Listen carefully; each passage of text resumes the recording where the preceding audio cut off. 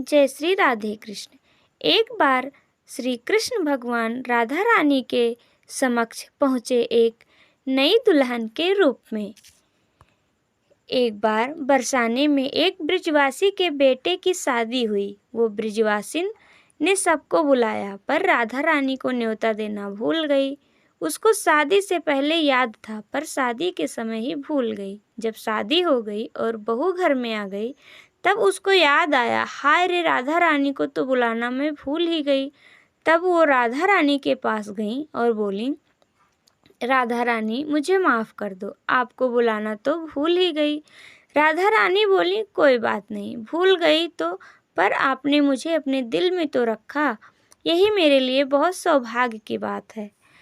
कितनी उदार है राधा रानी, कितनी करुणामयी शील है राधा रानी। नई नवेली दुल्हन कैसी है? ब्रिजवासिन बोली, अभी नई नई आई है और बुला के मैं लाती हूँ।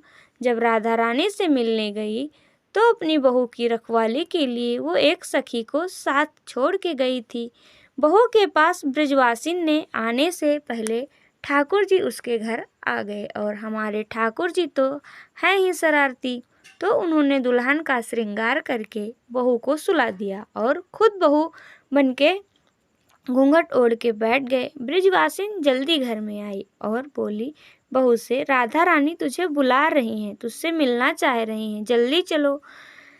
कृष्ण दुल्हन के रूप में घूंघट के अंदर से बोले, राधा जी ने मुझे याद किया है, पर मैं घूंघट ओढ़ के ही जाऊंगी। उनके पास दोनों जब महल पहुंची तो सास ने बहू से कहा, ये व्रज की रानी राधा रानी है और श्री कृष्ण घूंघट में शर्माते जा रहे हैं।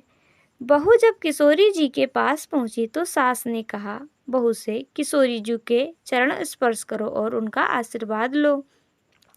चरण स्पर्श करते ही सुनते ही ठाकुर जी बहु रूप में पुलकित हो गए और किशोरी जी के चरण स्पर्श करने लगे।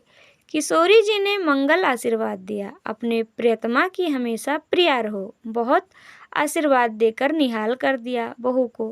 फिर सखी के हाथों बहुत से सुंदर मणि मोती गहने, मेहंदी, 16 श्रृंगार, नए वस्त्र मंगाए दुल्हन के मुख विदाई के लिए, और दुल्हन से कहा, ये लो तुम्हारा उपहार है, अब अपना मुख दिखाओ। दुल्हन ने घूंघट में से सर को हिला के मना कर दिया। सारी सखियां विस्मृत हो गईं कि ये कैसी दुल्हन है जो किशोरी जी की आज्ञा का पालन नहीं करती। फिर राधा रानी विनती की, अपना मुख तो दिखाओ, हम बहुत अधीर हैं नई बहू का मुख देखने को। लेकिन बहू ने तो जोर से सर हिलाकर मना कर दिया। तभी सास बोली, बड़ी बदतमीज दुल्हन है, राधा रानी की बात नहीं मानती। राधा रानी बोली, मुख दिखाई का उपहार कम लग रहा हो तो और ज़्यादा दे देंगे, जितना चाहो पर मुख दिखा दो एक बार। बहू ने फिर से जोर से मना कर दिया। सर हिला के सास ने भी बहुत समझाया, पर बहू नहीं मानी मुख दिखाने को। राधा रानी बोली, मेरे से प्रसादी अलंकार भी ले लो और जो चाहो मांग लो, पर मुख दिखा दो। बहू ने मना कर दिया। सास को गुस्सा आने लगा।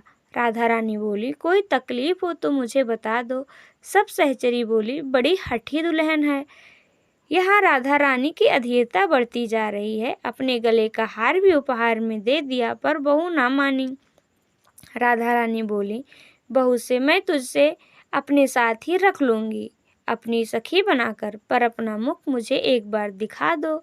ये सुनते ही श्याम सुंदर ज़्यादा पुलकित हो गए। आज तो कृपा हो गई, बरसाने का वास मिल गया, वो भी निज महल में, जहाँ मैं नित बुहार लगाता हूँ अपने प्रिय पीताम्बर से। राधा रानी ने वचन दे दिया कि तो को अपने निज महल में रख लूँगी, बस एक बार अपना मुख दिखा दे। राधा रानी की अधीरता बढ़ती जा रही थी। ललिता जी ने देखी नहीं गई किशोरी जी की अधीरता। ललिता बोली, बहुत हठी दुल्हन है, अभी इसे बताती हूँ, हमारी किशोरी को काहे अधीर किए जा रही है। दुल्हन के पास जाके बोली, जब किशोरी जी तुझ पर परम आशीर्वाद दे दिया है, तुझे अपने साथ रख लेंगी, ऐसा सौभाग्य तो हमें कभी कभी मिलता है, और तू आभार प्रकट करने की जगह इतरा रही है। इतनी बड़ी कृपा तुझको समझ नहीं आ रही है। चल दिखा अपना मुख किशोरी जी को। बहू ने घूंघट से कोई उत्तर नहीं दिया, पर घूंघट के अंदर पुलकायमान हो गए। ललिता जी बोली, तू ऐसे नहीं मानेगी, तुझे मैं बताती हूँ। और फिर बहू को पकड़कर हाथ से घूंघट ऊपर उठा दिया, पर सिर्फ एक ही क्षण। बहू ने तुरंत ही घूंघट डाल लिया। घूंघट उठते ही महल में सन्नाटा सा छा गया। सारी सखियां और वहां के लोग ओढ़नी मुख पर रखकर मंद मंद मुस्कुराने लगे।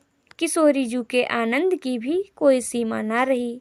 सबने नई बहू का जोरदार स्वागत किया। चारों ओर नई बहू की मंगल बधाई गाने जाने लगी।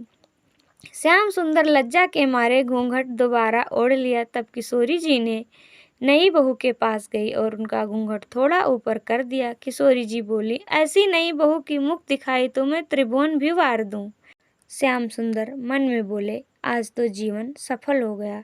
कितने युगों से आस थी बरसाने महल की, वो आज पूरी हो गई। कृपा देखो किशोरी जू की कि बास भी बरसाने में कहाँ दिया, निज महल में, निज संग में। लाडली जी बोली, आज से हम नई बहू हमारे लाल जी के साथ निज महल में नित विराजेंगे, और वो आज भी वहाँ विराजमान है।